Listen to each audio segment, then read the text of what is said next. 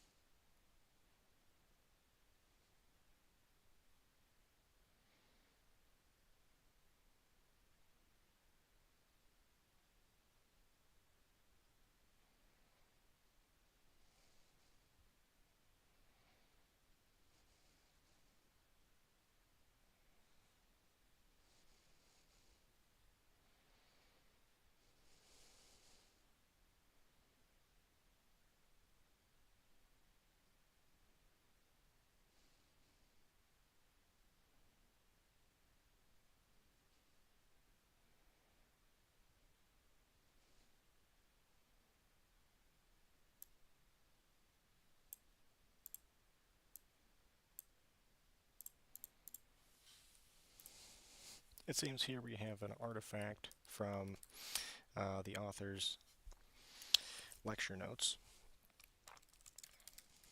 Not necessarily important, but I thought it was interesting.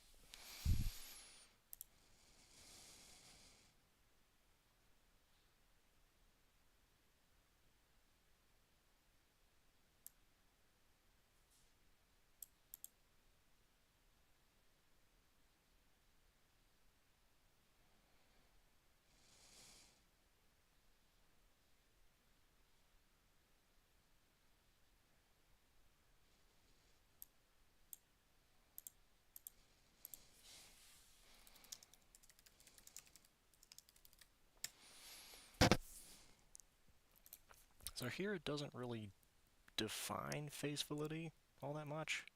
All it says is that it's important except insofar as you care about appearances.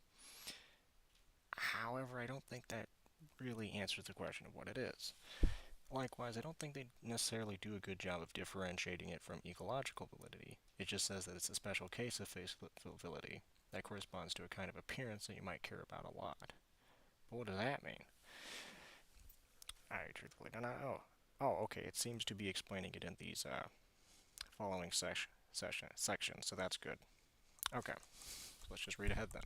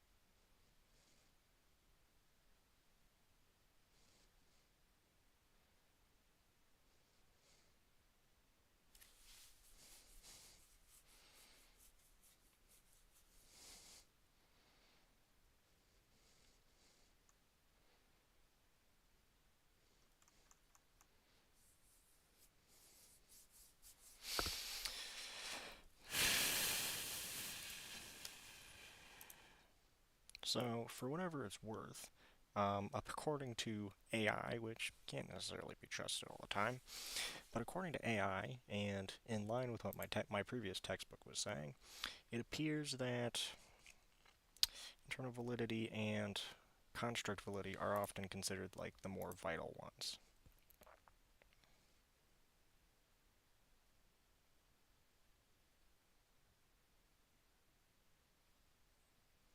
And that's exactly what I was saying.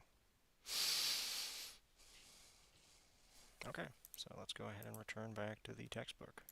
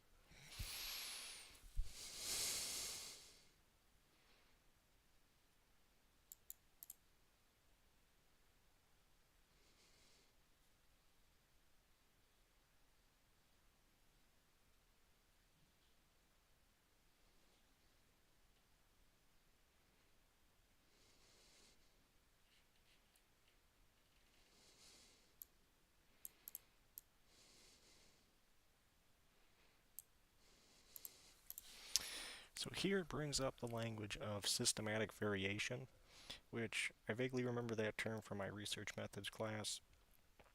I don't fully remember what it means, but I think the author really should have included some kind of definition here. They didn't really define it too well here.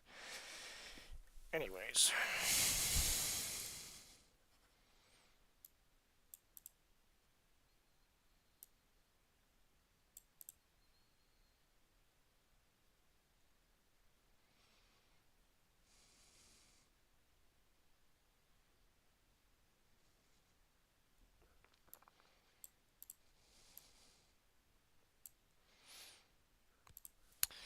Yeah, this isn't necessarily true. It may well be the case that younger participants, such as college students, may have certain variations in their brain chemistry or with their optical systems, which may actually increase the effectiveness of a visual illusion or decrease it compared to an older person. So I just don't think this is a good example.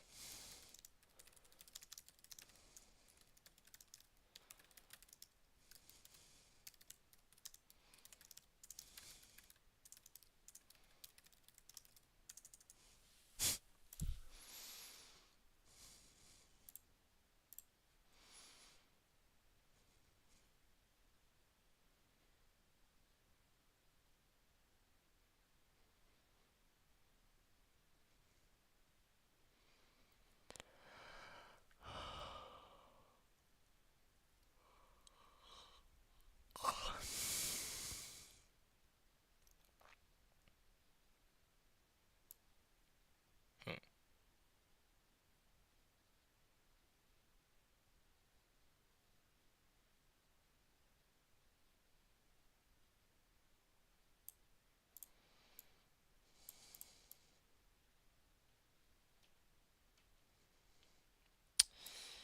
See, actually, I don't think that this is necessarily a problem with external validity in so much as it is a problem with construct validity.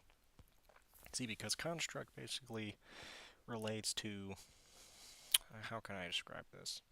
The fundamental nature of the thing you are trying to measure, and whether or not said fundamental structure was properly operationalized. And by operationalized, you're essentially saying whether or not you put it in a form which is specific and able to be measured in some concrete, tangible way. In other words, what you're asking with construct validity is whether or not the thing you're trying to measure is what you should is actually the thing which is being measured. So here it's saying that, let's see, your lab experiment on, say, human learning has a different structure to the learning problems people face in real life. Well, guess what? That's exactly a problem of construct validity. Because if you're doing an experiment and, I don't know, your operationalization of the measure or whatever has something to do with, let's see, how quickly you can use a twist it, bop it, pull it toy as a measure of human learning, well, guess what? That wouldn't really be a good operationalization of the construct of human learning. Maybe that's not the best way of explaining it. But I really don't think, I think the author here is getting confused. Or it's possible that my teacher in my other class, in the class which I took, is wrong, but legitimately I have problems seeing that, and yeah, I think they're getting this wrong. So not necessarily a good sign for this textbook. I was initially having very, very high hopes. Um, just to quote the Backstreet Boys, but anyways, or whoever sung that song, I don't care.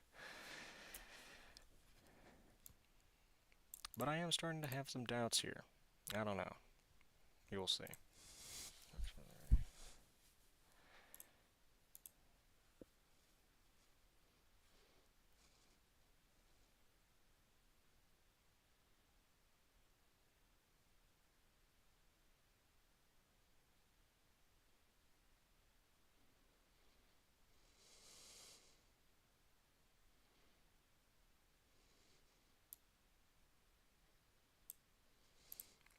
So to be fair, again, this isn't really a research methods class. This is more so a brief introduction for psychology students Even still, I would like to see a more accurate depiction of external validity.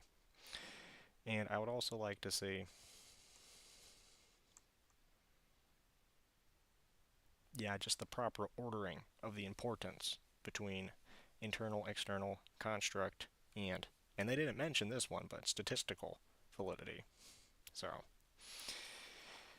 I'm not too impressed with the research methods aspects of this class.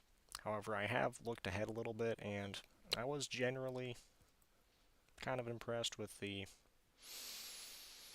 introduction to like R and the introduction to some of the statistical aspects. However, I truthfully do not know. We will see.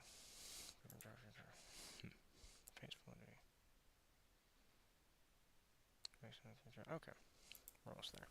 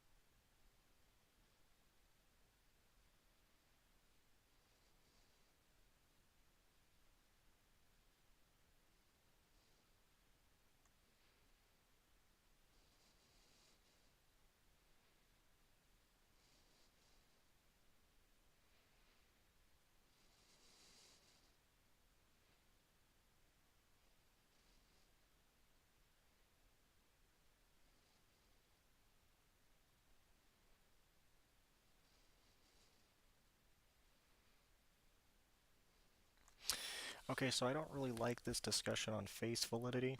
It is treating it as though it is completely, well, it's more so a, what's the word? You really only need to pay attention to face validity so that you can understand how to persuade other people. And in the case of experienced scientists, like if an experienced scientist has like a hunch or something, then you should maybe take that into account. Those are the two instances which the author says that face validity comes into account. But I mean, that actually just isn't really true. Because I mean, like, after all, you can't necessarily prove everything scientifically, and you can't necessarily demonstrate that something is true in terms of something else before it. Which means that at a certain point, you're going to have to assume it, or, in other words, you're going to have to examine the face validity of that, or you're going to have to just make a hunch or an assumption at some point. How can this possibly be the case? Well, let's say that you want to prove proposition A. All right, how can you prove it? Well, the definition of prove is to demonstrate that something is true in terms of something else. Okay? So in order to prove proposition A, you need proposition B, and in order to prove proposition B, you need proposition C. And in order to prove proposition C, you need proposition D, and just continue infinitely until, well, until forever. Because if, in order to prove something, you need something logically or metaphysically prior to it, if the only way of discovering truth is to prove something, then frankly, you would never actually end. End with respect to your inquiry or with respect to your argumentation. And there would be no way to put a stop to it. Which is why at some point, you literally just have to say, yeah, this seems true.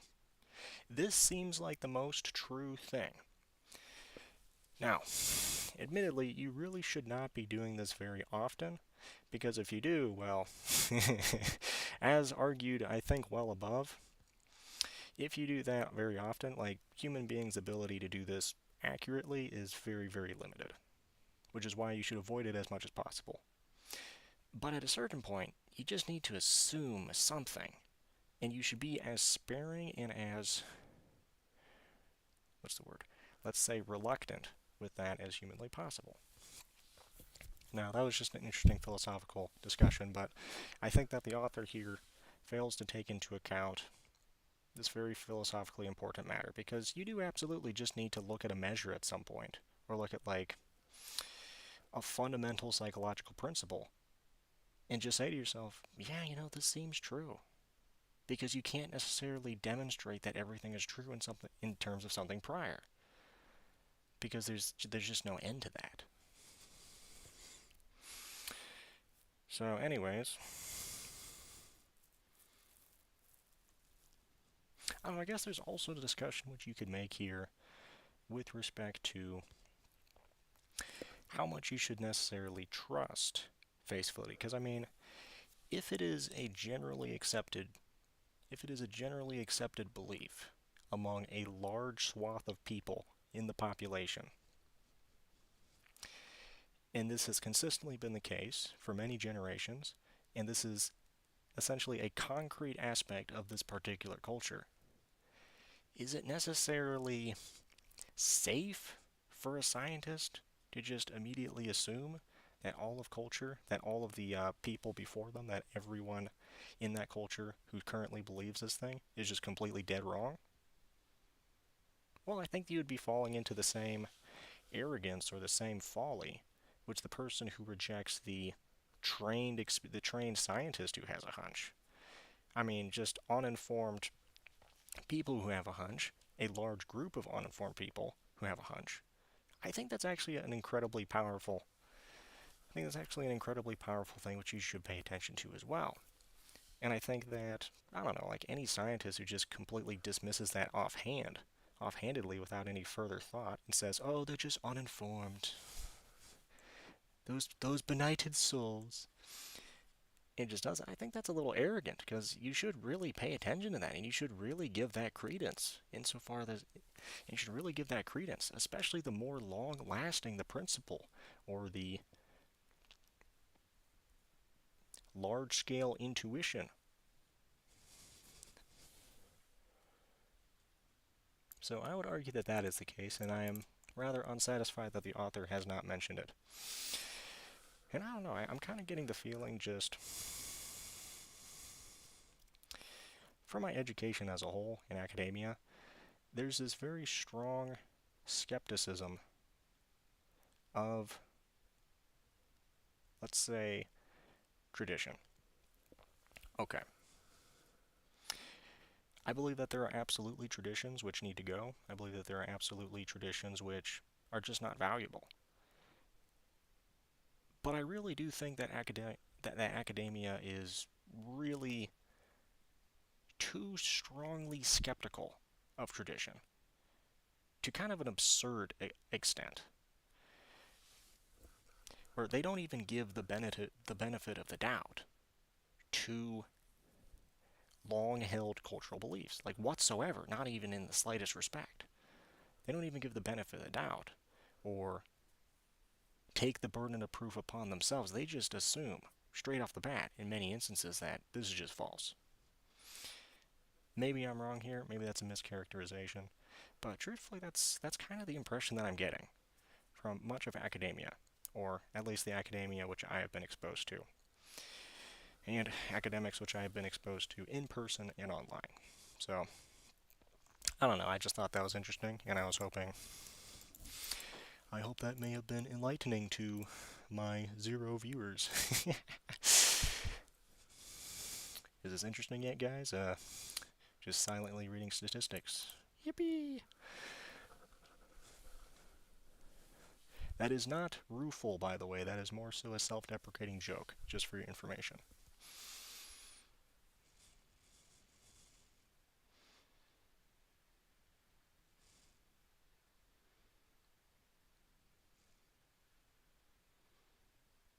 What? That's important. Okay, this is just construct validity. What? This is ridiculous.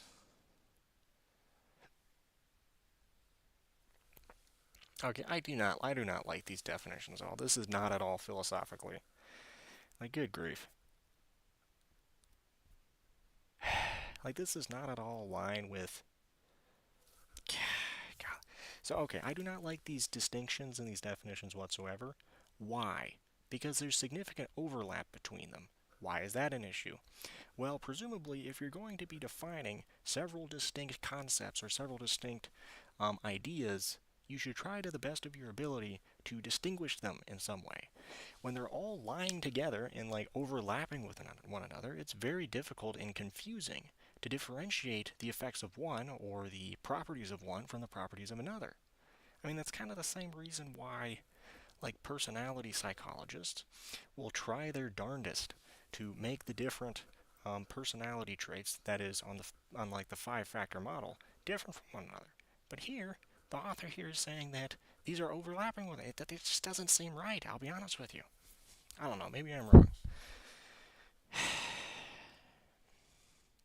But I really do not think that it is good for theory building to use definitions or terms which overlap in such a confusing and messy way as this. Like, I do not think that this is.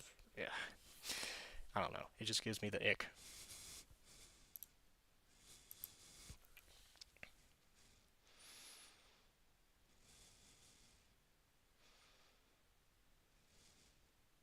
It's not even using the terms correctly. Okay.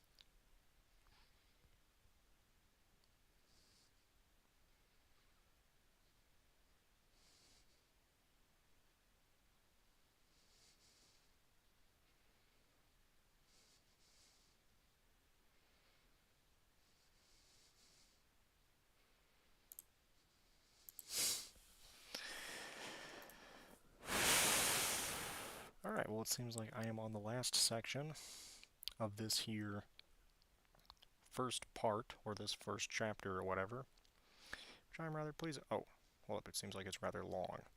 Okay. Alright then. Anyways, let's go back to it. Like the issue of validity in the most general fashion. Artifact. These turn defined the following way.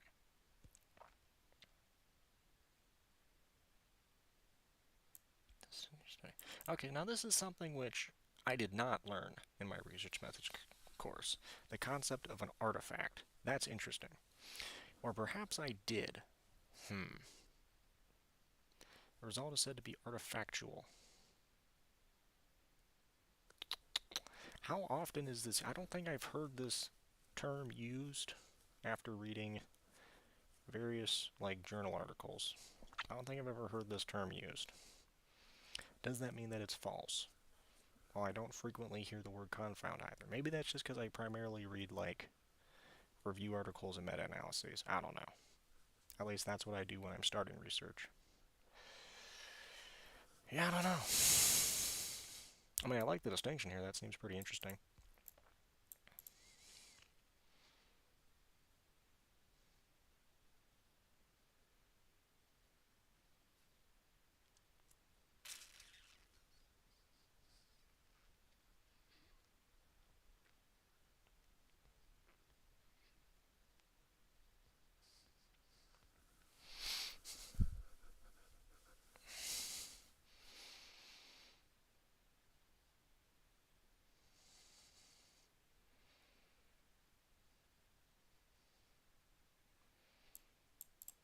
Yep.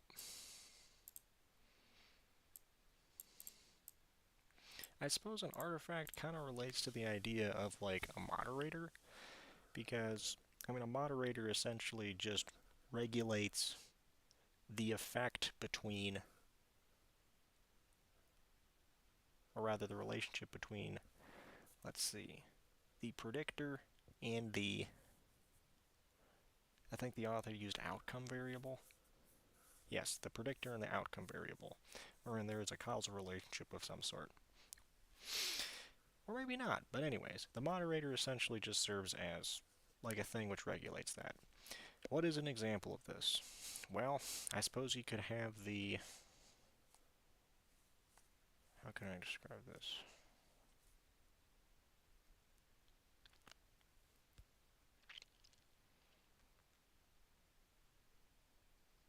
Yes, okay. So take the following example. Let's say that you have some children. You have some children in your home because I guess you're a parent or something. Okay, and these children, when you increase the amount of energy by means of, I don't know, sugary fluids or something, like sugary snacks, whatever, who cares? When you increase the amount of energy which they have, the odds of them engaging in bicycle activity, that is, any sort of activity which uses a bicycle, vastly increases. Okay, so that's the study you're doing. However, when you remove the presence of bicycles, it turns out that the preponderance of bicycle activity drastically falls away.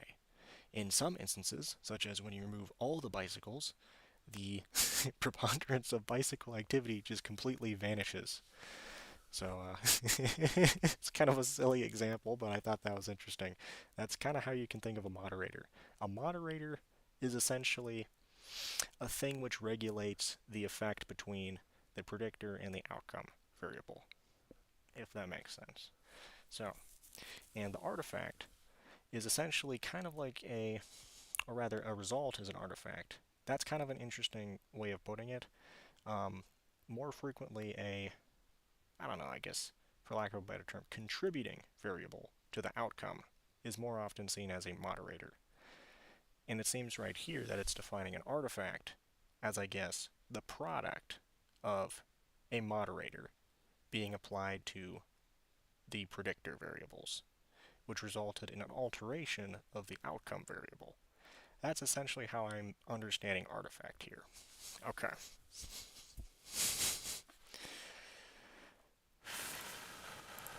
What time is it? Well, I'm not going to dox myself.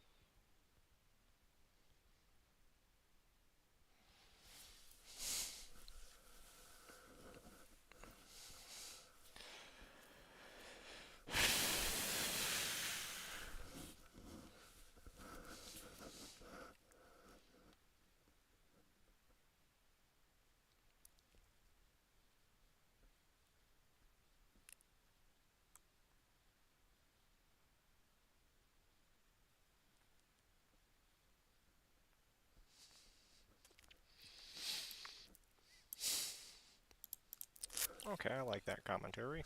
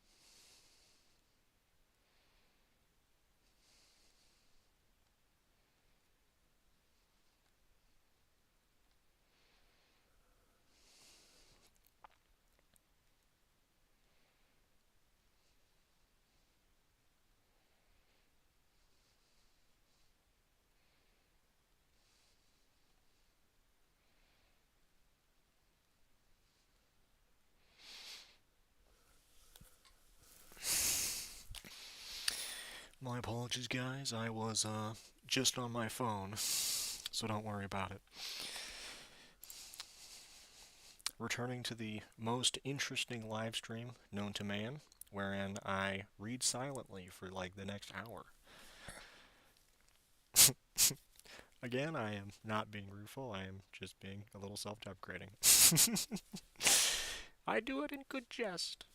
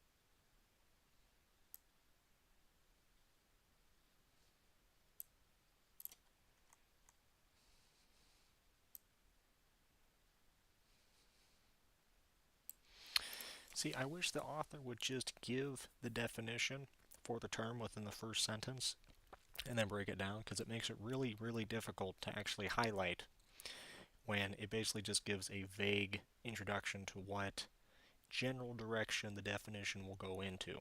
And then I have to essentially highlight the entire paragraph. That is just a little bit annoying, I must say. However, that said, I mean, it isn't the worst in the world. I can get around it.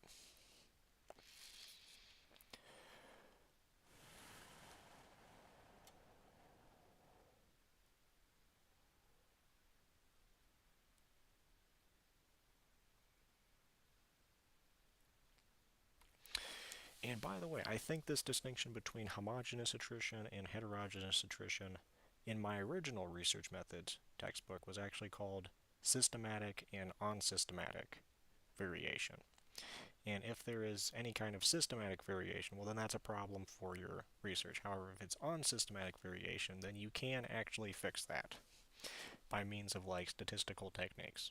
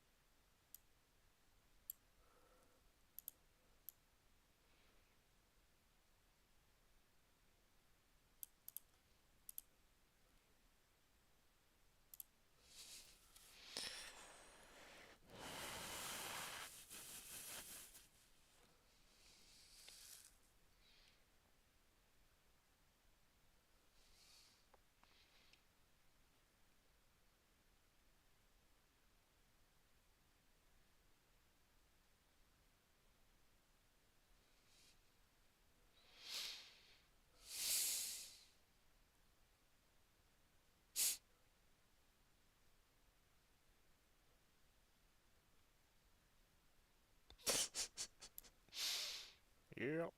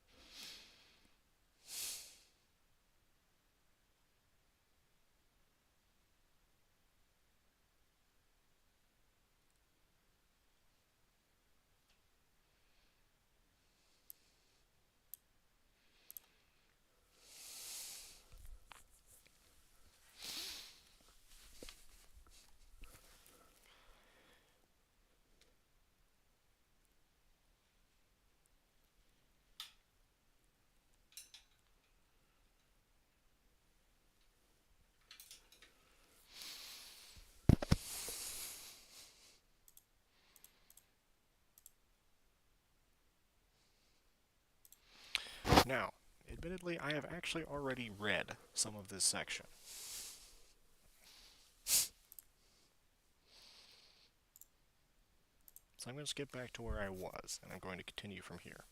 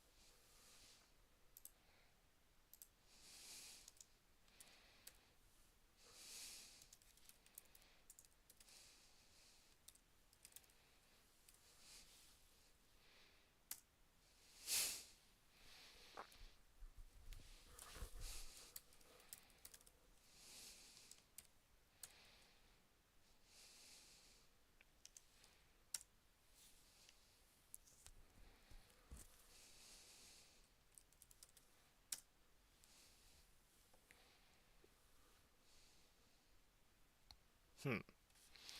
Doesn't appear to update.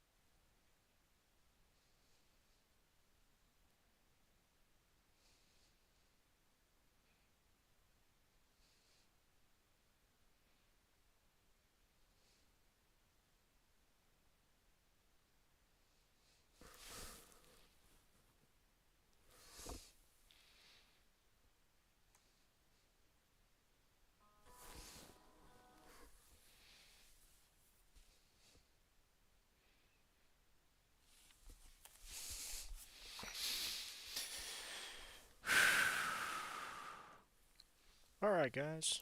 This was Sir Based. I am going to be signing off now.